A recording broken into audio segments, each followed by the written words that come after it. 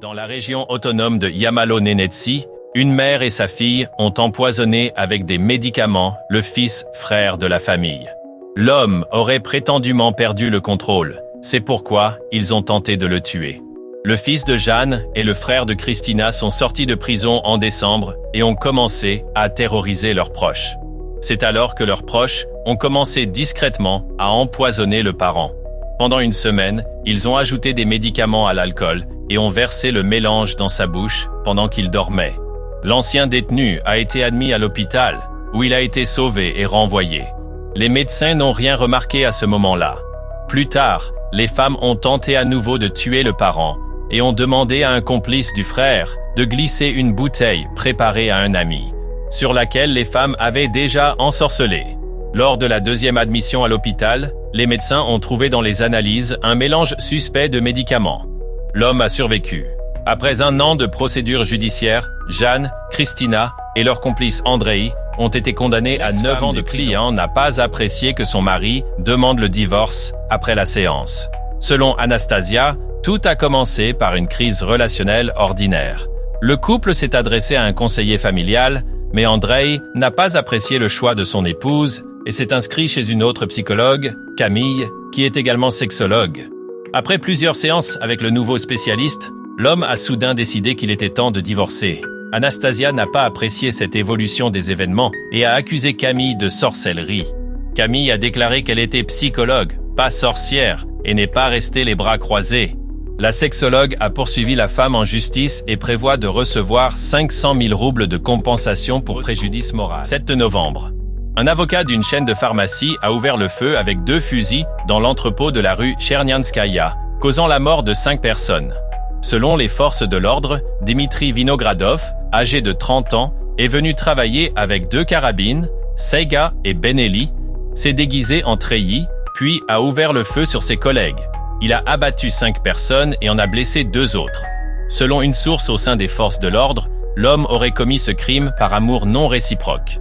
La jeune fille a quitté l'homme, avocat d'une chaîne de pharmacie, après quoi l'homme a commencé à abuser de l'alcool, a déclaré la source d'Interfax, ajoutant que la beuverie a duré 5 jours. La jeune fille est en vie et en bonne santé, elle est prévue pour être interrogée dans le cadre de l'affaire pénale en tant que témoin, ont noté les enquêteurs du comité d'enquête. Plus tôt, les forces de l'ordre avaient initialement confondu une jeune femme de 24 ans blessée avec une ancienne conquête de Vinogradov. La jeune femme de 24 ans, grièvement blessée à la poitrine, a été transportée à l'hôpital Nevin et, contournant le service des urgences, a immédiatement été admise en salle d'opération, ont indiqué les responsables de l'hôpital 20 de Moscou. Le médecin en chef de l'hôpital 20, Galina Alexeeva, a déclaré à Interfax que Yaroslava Sergenyuk, qui a subi de graves blessures, avait été opérée.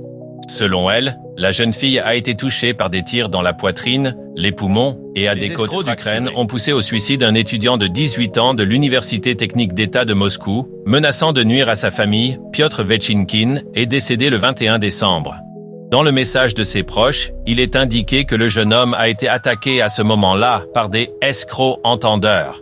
Ils l'ont terrorisé au téléphone pendant 6 heures, lui ont attribué des crédits, lui ont envoyé de fausses lettres, indiquant qu'il appartenait à une organisation extrémiste, l'ont menacé de tuer sa famille et ses proches. Avec courage, il a essayé de gérer tout cela tout seul. Comme l'a raconté la mère du garçon, à partir de midi, Piotr était en communication continue et répondait aux appels d'inconnus. Vers 18h, il a quitté la maison, après quoi son téléphone portable a été éteint. De plus, les escrocs ont réussi à convaincre le garçon de contracter plusieurs prêts. Selon des informations préliminaires, il a transféré de l'argent sur un compte sécurisé. Le corps de Piotr a été retrouvé près de la maison. Plus tard, son sac et sa carte d'étudiant ont été retrouvés sur le balcon du 22e étage. Une affaire criminelle a été ouverte. Une fille s'est suicidée après avoir été violée en groupe. Les criminels se sont moqués d'elle toute la nuit. Alina rentrait chez elle tard le soir.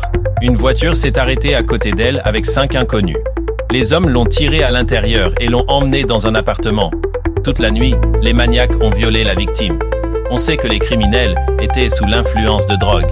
Le matin, ils ont libéré Alina et ont menacé de la tuer si elle en parlait à quelqu'un. La fille n'a avoué à sa famille que plus tard.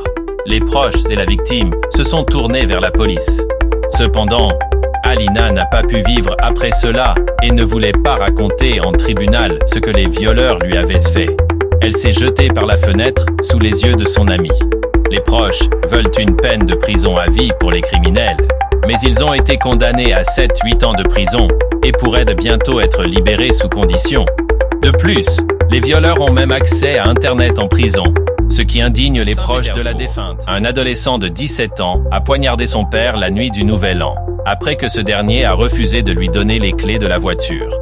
L'élève a célébré le Nouvel An séparément de ses parents et est rentré à la maison fortement ivre vers 2 heures du matin.